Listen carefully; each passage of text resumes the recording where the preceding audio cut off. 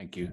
Thank you for a very brilliant talk. I particularly appreciate how you remind us that these issues, predate the current political moment and social media in particular. It seems, that Plato was so far ahead of us so long ago. It's really quite remarkable. At the same time, if I were to take a bit of a skeptical perspective, it seems certain things have changed about the environment of deliberation. We're less mutually attuned. We're rarely in the same place talking at the same time.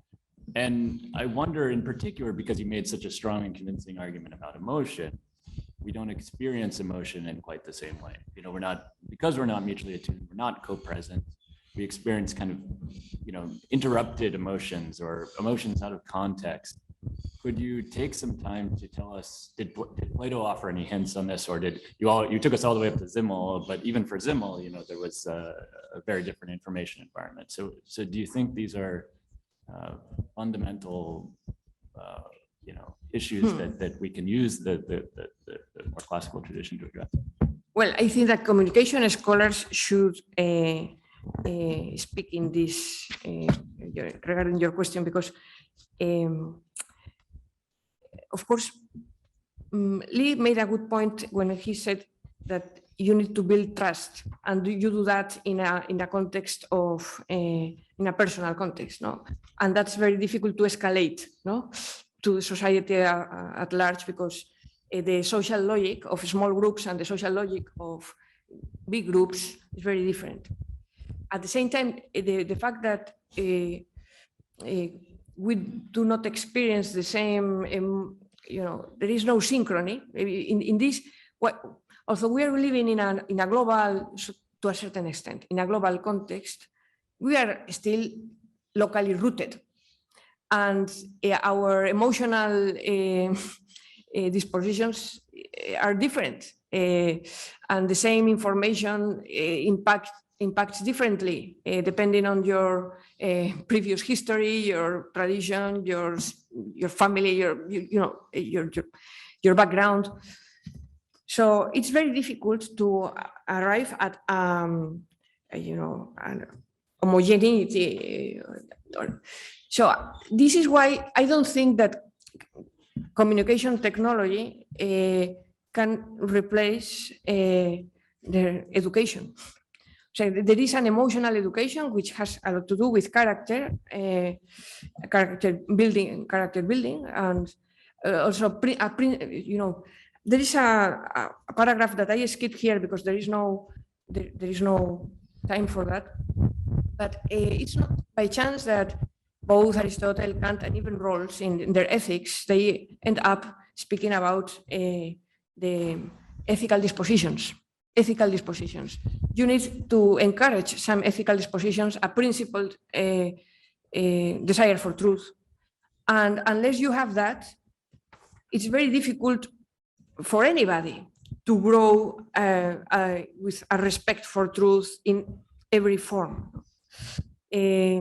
So I know that this is disappointing because we always want some technical solution for every problem, but there are human problems that don't have technical solutions, but human ones. And education cannot be replaced by technology. But, well, that is my position. Thank you. Who else? Yes, please. Yes. Okay. And then Justin. All right. Put it down. I really enjoyed at the end when you brought up the question of normativity and ethics, and it something locked into place there with what you were saying earlier, because it seems to me that there's an inconsistency in the way that we use the term skepticism. If somebody wants to believe something, they can rely on skepticism to the end. But if they don't, there's an ability to waver and change how skeptical we are depending on what we want to believe. And toward the end, it sounded like you were almost saying that there was an ethics of skepticism, that it wasn't just a matter of the technical question, but of the attitude that we bring to it, the honesty that we bring to it. Love for truth, yes. Yes. We need that. Without that,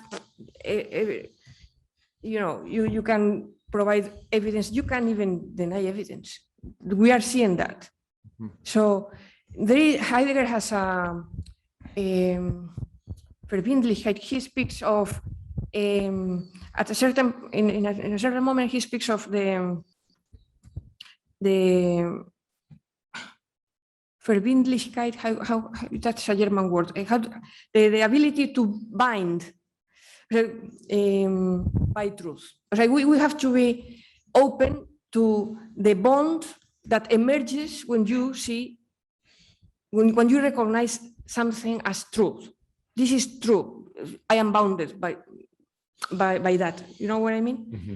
So, but that's a very radical disposition. Unless you have this openness to truth, and then there is a further thing. I think that part of the skepticism has to do with the fact that we demand too much from different sciences or different practices. And Aristotle was also clear when he said, you cannot demand that a mathematician demonstrates his theorems with rhetoric.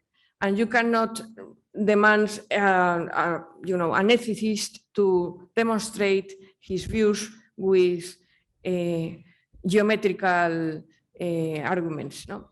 So perhaps some people, demand metaphysical arguments for very contingent truths. And no, this is contingent. You just need a factual truth. This is all you need in order not to be skeptical. So there are epistemic conditions. So you cannot demand a mathematical truth for ethical issues, but there is also an ethical attitude of openness to truth, and that's what you have to educate and consolidate from very early on in childhood. That would be my... Thank you. Justin. Great, thank you, Ana Marta. To your point about the emotionalization of the public sphere, you had mentioned that this process involves the public's assessment of the character of the speaker. And it reminded me a little bit of Max Weber's theories of authority, in particular charismatic authority, and which gives a speaker or a leader the authority, the basis of trust, which the public sphere relies on. So to your point about how the public assesses the character of a speaker, it seems today, especially among some leaders, that denying truth, denying science actually becomes a virtue, and that segments of the public see it as a virtue. And so the character of the speaker or the leader, is not defined by the traditional virtues that we might think of, honesty or truth-seeking, are these traditional notions of character, but the public sphere, or some segments of it, desires the opposite, actually. Yeah. And can you speak to this phenomenon about the possibility of character itself and the character of the speaker, and what is desired in a speaker and a leader is actually inverted? Yeah, that's a very good point. And it has to do with the identity issue that we mentioned earlier. At the same time, I think it was Martha Nussbaum who mentioned that liberal thinkers had a job to do in terms of stressing the emotional dimension of their proposal, for instance. In a way, she recognized that when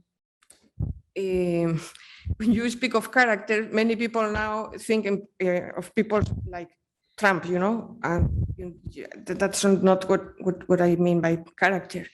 But some people tend to identify strong character with that kind of thing. We should wonder why. Why is that? No, that's your question. No? Why have we inverted the idea of character? Well, we could go very far back to Nietzsche and start and speaking about the Superman and and start, Nietzsche is the first one who inverts values, who distort values. And there is a point here because Nietzsche also had an ethics of virtue. So only that it is an inverted one. So, that would lead us very far back. The roots of nihilism. Nihilism is